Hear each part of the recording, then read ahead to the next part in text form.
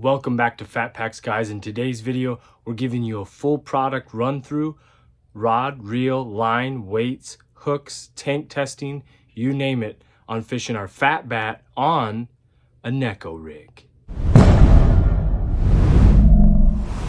All right, so let's go into the details of the rig. You obviously have our 5-inch Phat Bat. This happens to be green pumpkin candy. It's not really, I mean, in terms of the color, you're gonna have to figure out the color of Phat Bat or stick bait that you wanna use for your body of water. We happen to be using green pumpkin blue flake, which really, I think, blended in with that water more, and that probably helped get the bite. So you go with the 5-inch Phat Bat, and then coming down to the nail or the weight in the head. So what we prefer here, and I'm gonna unscrew this to show you guys, is this is basically, it's so tiny to see. Let me see if I can get that in there. This is basically a Gen 7 G2 tungsten screw-in weight. You can find them at Tackle Warehouse. They work great, and they have sizes that are like 3/32.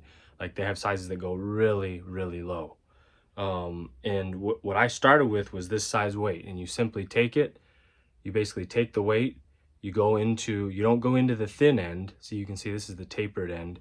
You go into more of that the bulbous end that's flat, that's basically rounded, I should say, and the circumference is the width of the Phat Bat. You screw that into here, just as you would any bait, any kind of screw-in system into soft plastics. You screw that into the head, and it's in there pretty good. You know, if I try to pull on this thing, you can see I'm pulling here, it ain't coming out. This usually stays in pretty well, and those screw-ins, really, we enjoy those more. You save more weights. So then moving into, you know, how are you going to attach this thing? The hook and then the collar. So we actually go with this is actually a VMC, either size 1 or a size 2 Neko hook. So you can either go weedless, non-weedless, you decide that depending on what you're fishing around. We pair that up then with one of their VMC, they're actually Wacky rig collars, Wacky or Neko rig collars. That's what this black thing is right here. They offer different sizes as well. And then we love to get their scissors too. These things make your life so much easier when it comes to actually threading on the bait. When you're threading that, I mean, when you're threading that collar on into here, these you know, basically these clamps work perfectly for putting these things on real fast, these collars. We've tried the O-rings. That's what a lot of people use.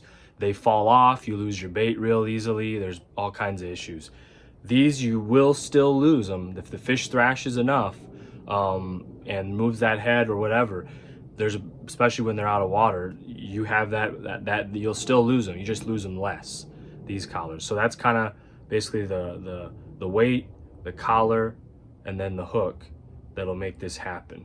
Then getting into the line, we usually go 8-pound, 8 to 10. If you want to go to 6, you can.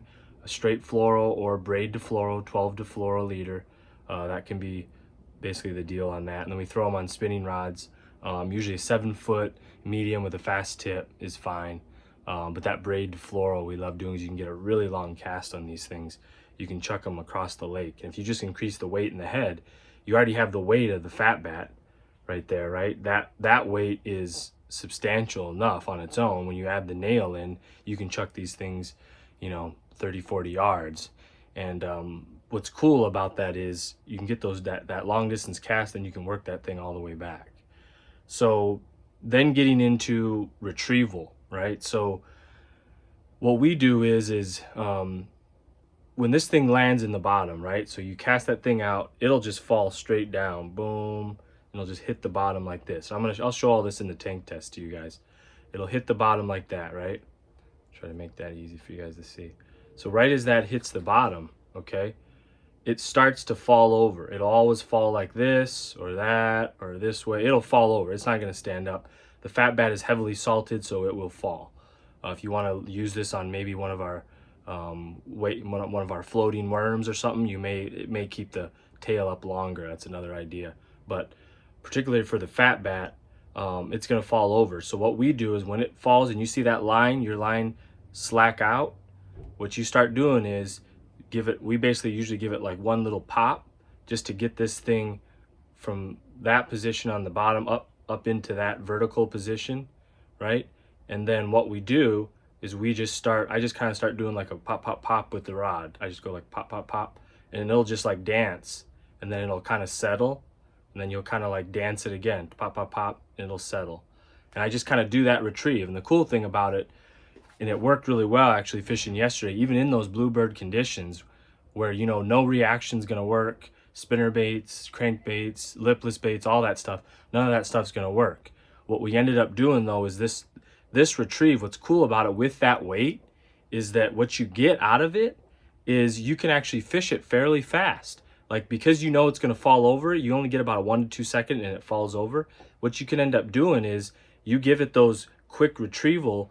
Basically, as you're giving it that pop, pop, pop like that, what's gonna happen is the bait itself is just gonna like boom, boom, boom, boom like this, and then as it falls down again in that 1 to 2 seconds, you just do that again.